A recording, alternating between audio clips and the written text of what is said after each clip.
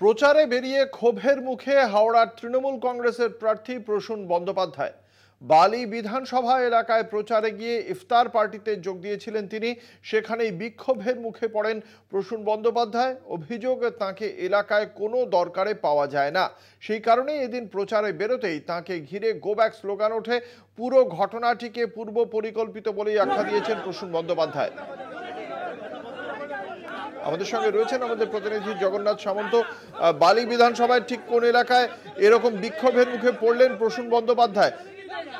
দেখো, তোমাকে বলে রাখি, বেলুর ভোট বাগান যে অঞ্চলে ইফতিয়ার পার্টি ছিল, সেই ইফতিয়ার পার্টিতে যোগ দিতে প্রসূন বন্দ্যোপাধ্যায় এবং তার সঙ্গে যে কর্মীরা ছিল, বিধায়ক তথা এবং বিভিন্ন কর্মীরা, তারা যোগ দিতে দেরি হয়েছে। সেই দেরি হওয়ার কারণেই হঠাৎ করে ওই এলাকার যারা ইফতিয়ার পার্টিতে যোগ দিতে যাচ্ছিল তারা স্লোগান দেয়, গো ব্যাক স্লোগান দেয়। তাছাড়াও প্রসূনদা বোঝানোর চেষ্টা করে এবং বিভিন্নভাবে এখানে বিধায়ক, তারপরে বিধায়ক যেহেতু সকাল থেকে এই প্রসূন বন্দ্যোপাধ্যায়কে নিয়ে বালির বিভিন্ন জায়গায় প্রচারে নেমেছে, বিধায়ক তখন নেমে আসে, তাকে বোঝানোর চেষ্টা করে, কিন্তু বিধায়কের কথাও তারা শুনতে নারাজ। বেশ কয়েকজন ধরে এই এলাকার যারা বলছে, বিধায়ক যেটা জানাচ্ছে যে বেশ কিছু প্রমোটার এবং কিছু মানুষজন যারা ইচ্ছাকৃত অর্থাৎ পূর্ব পরিকল্পিত ভাবেই তারা ছিল যে প্রসূন বন্দ্যোপাধ্যায় এখানে এলেই তাকে দেখে স্লোগান এবং গো ব্যাক স্লোগান এবং বিক্ষোভ দেখানো হবে, সেটা বিধায়ক জানাচ্ছে রানা চট্টোপাধ্যায়। কিন্তু এই ঘটনাটা পুরোপুরি যে দেরি হবার কারণ নয়, এটা একটা গোষ্ঠীদ্বন্দ্ব বলা যেতে পারে।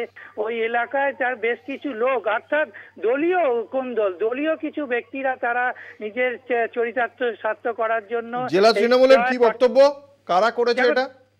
দেখো, জেলা তৃণমূলে বেশ কিছু মানুষকে চিহ্নিত করেছে, ভিডিও ফুটেজে উঠেছে, যেহেতু ওখানকার প্রাক্তন, তারা কি সকলেই তৃণমূল কংগ্রেসেরই? তারা সকলেই তৃণমূল কংগ্রেসের প্রাক্তন কাউন্সিলরের ভাই রয়েছে এবং বেশ কিছু জন প্রমোটারও রয়েছে। প্রমোটাররা কেন এই স্লোগানে, কর্মীও দলীয় কর্মী ছিল এখানে, ইফতিয়ার পার্টি ছিল এখানে, ভোট প্রচার ছিল, সেই জায়গায় এরা কেন এইভাবে স্লোগান দিল এবং বিক্ষোভ দেখানোর চেষ্টা করলো? পুরো উচ্চ পদকর্তা অর্থাৎ দলীয় কর্মীরা যারা রয়েছে, তাদের অভিষেক বন্দ্যোপাধ্যায় এবং বিভিন্ন জায়গায় তারা এই রিপোর্টটা জানিয়েছে যে ইচ্ছা মানে প্রসূন বন্দ্যোপাধ্যায়ের কি বক্তব্য?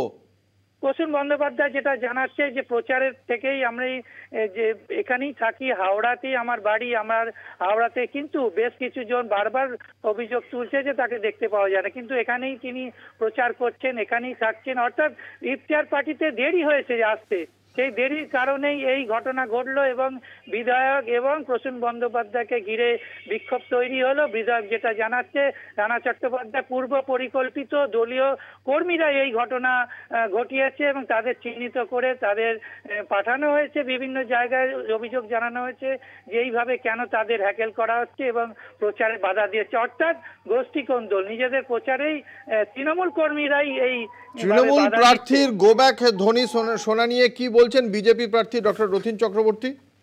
দেখো, রথীন চক্রবর্তী এই বিষয়ে যেটা জানাচ্ছে যে এখানে বাবুন বন্দ্যোপাধ্যায় প্রসূন বন্দ্যোপাধ্যায়কে নিয়ে প্রশ্ন তুলেছিলেন, এখানে বিভিন্ন জায়গায় প্রশ্ন উঠছে একেবারেই যে প্রসূন বন্দ্যোপাধ্যায়কে যে এই এলাকায় দেখা যায় না, সেটাই স্বাভাবিক, কেননা বারবার দলীয় কর্মীরা এই প্রশ্ন তুলছে এবং বেশ কিছু মানুষজন প্রশ্নই তুলছে। তাই জন্য এই বিষয় না কোনো চিন্তিত না, তারা ভোট প্রচার করবে, তবে তাদের দলীয় ব্যাপার, তারা দলীয় ব্যাপার বুঝবে। এই বিষয় এই যারা করেছে তার সঙ্গে কি বাবুন বন্দ্যোপাধ্যায় মানে ঘনিষ্ঠ তারা? না, একেবারেই নয়, বাবুন বন্দ্যোপাধ্যায় ঘনিষ্ঠ নয়। এটা একটা বালিতে বেশ কিছুদিন ধরে একটা গোষ্ঠী কোন্দল চলছে। বিধায়ক অর্থাৎ রানা চট্টোপাধ্যায়ের বিরুদ্ধে তৃণমূল কর্মীর একটা গোষ্ঠী, তারা বারবার বিভিন্ন কাজে বাধা দেওয়ার চেষ্টা করছে। যেহেতু সকাল থেকে প্রসূন বন্দ্যোপাধ্যায়কে নিয়ে রানা চট্টোপাধ্যায় ঘুরছিল, সেই সময় দেরি হওয়ার কারণেই এই দলীয় বেশ কিছু কর্মী যাদের চিহ্নিত করা হয়েছে, সেইভাবে ছবিও পাঠানো হয়েছে, তারা এই বিক্ষোভ এবং এইভাবে প্রশ্ন তুললো। ধন্যবাদ। আমাদের সঙ্গে ছিলেন আমাদের প্রতিনিধি জগন্নাথ সামন্ত।